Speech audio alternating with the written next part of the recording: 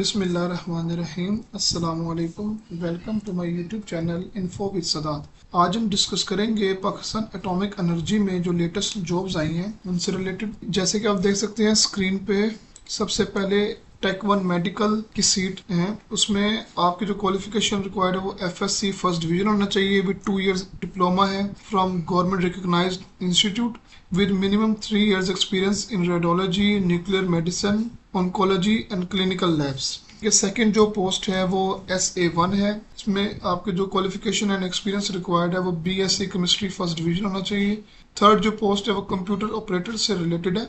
इसमें आपकी जो क्वालिफिकेशन रिक्वायर्ड है वो BSc physics, math, statistics and economics में होना चाहिए, या फिर BSc BIT first division with 10,000 की डेप्रेशन पर आवर। जो इसमें 10,000 की डेप्रेशन इन्होंने दिया हुआ है पर आवर, इसको अगर आप दूसरी जो जैसे कि हम टाइपिंग स्पीड हम करते हैं कैलकुलेट, तो उसमें 40 वर्ड्स टाइपिंग होगा। इसका 40 वर्ड्स आपका मिनिमम होना चाहिए टाइपिंग स्पीड में।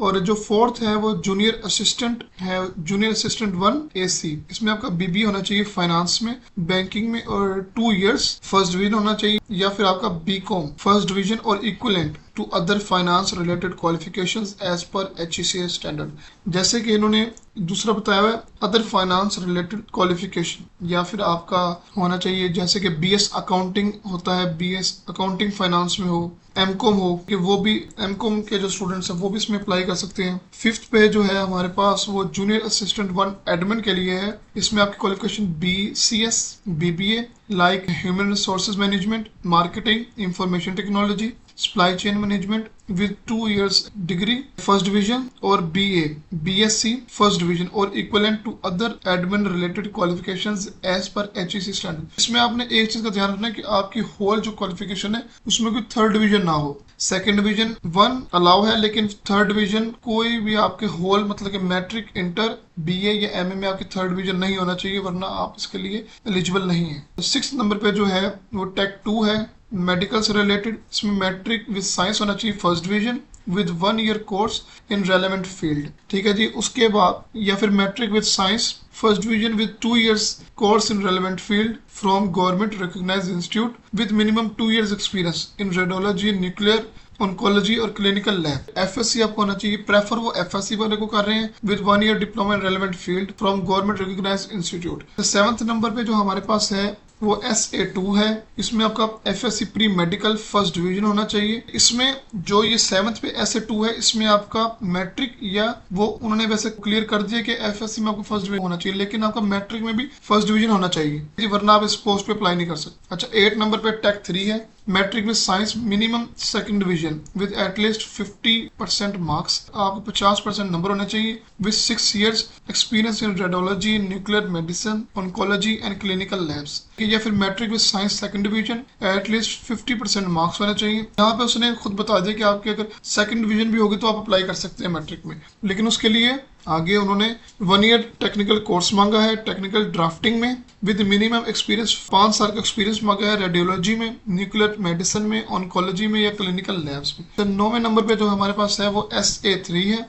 इसमें उन्होंने कहा है matric with science minimum second division. Second division है ना, वो आपका 60% से लेस होता है और 48% से ऊपर होता है second division with at least 50% marks and relevant minimum experience और 6 साल का एक्सपीरियंस उन्होंने मांगा है SA3 के लिए। जो 10वें नंबर पे हमारे पास DO की सीट है, ये डाटा एंट्री ऑपरेटर है। उन्होंने कहा इसमें मैट्रिक आपका साइंस में होना चाहिए, minimum second division with at least 50% marks and 6 month computer course with 5,000 की डेप्रेशन। अच्छा, इसमें जो पहले उन्होंने कहा था कंप्यूटर ऑपरेटर में 10,000 की डेप्रेशन, यहाँ पे 5,000 की डेप्रेशन का मतलब है कि आपकी जो स्पीड है वो 25 to 30 के दरमियान होनी चाहिए पर आवर, और 2 इयर्स का रेलेवेंट एक्सपीरियंस। अब आपने एक और चीज मैं आपको जरा इसमें डिटेल में बता दूं कि कंप्यूटर कोर्स कौन सा आपको लगेगा। 6 मंथ या तो आपका ऑफिस मैनेजमेंट में कोर्स होना चाहिए, या MS ऑफिस में होना चाहिए, या IT रिलेटेड कोई भी आपका कोर्स हो कंप्यूटर कोर्स में। लास्ट पे आ जाता है ड्राइवर 3 के लिए पोस्ट जो है 11 नंबर पे, matric having civil driving licence with LTV and HTV with 3 years relevant experience. आपके पास मैट्रिक होना चाहिए आपका क्लियर, उसके बाद आपका लाइसेंस होना चाहिए, ड्राइविंग लाइसेंस एलटीवी में भी और एचटीवी में भी, और आपको 3 साल का एक्सपीरियंस होना चाहिए, और आपकी जो हाइट है वो 168 cm होनी चाहिए। इसमें जो उन्होंने मिनिमम हाइट रिक्वायर्ड की है 168 cm से मतलब है कि कम से कम आपकी 5 फुट और 6 इंच आपकी हाइट होनी चाहिए। ये जो तमाम पोस्ट हैं ये प्योरली टेम्परेरी हैं, मतलब कॉन्ट्रैक्ट बेस पे हैं फॉर स्पेसिफिक पीरियड। यहाँ पे जैसे मैंने आपको पहले ही बताया था, जो फाइनल डिग्री है वो फर्स्ट डिवीजन होनी चाहिए, only 1 second division is allowed है। तो मतलब कि आपकी होल जो एकेडमिक कैरियर है ना उसमें सिर्फ 1 सेकंड डिवीजन अलाउड है, नॉट थर्ड डिवीजन। अगर आपकी किसी भी मैट्रिक या इंटर या ग्रेजुएशन में आपकी थर्ड डिवीजन है तो आप इसके लिए अहल नहीं है, कोई भी सीट के लिए आप अहल नहीं है। First division degree means a minimum of 60% marks. तो जैसे कि उन्होंने ऊपर भी एड में बताया हुआ था कि आपका अगर फर्स्ट डिवीजन उसमें रिक्वायर्ड है तो मिनिमम 60% आपके नंबर होने चाहिए, और अगर सेकंड डिवीजन रिक्वायर्ड है तो 50% मार्क्स होने चाहिए। और अगर आपका सेमेस्टर सिस्टम है तो उसमें आपके 4 में से 2 होने चाहिए सीजीपीए जो है। यहाँ पे उसने नीचे दिया हुआ कि अगर जैसे कि आपके जो ऑल एजुकेशनल सर्टिफिकेट डिप्लोमाज हैं वो degrees from government recognised institution से होने चाहिए।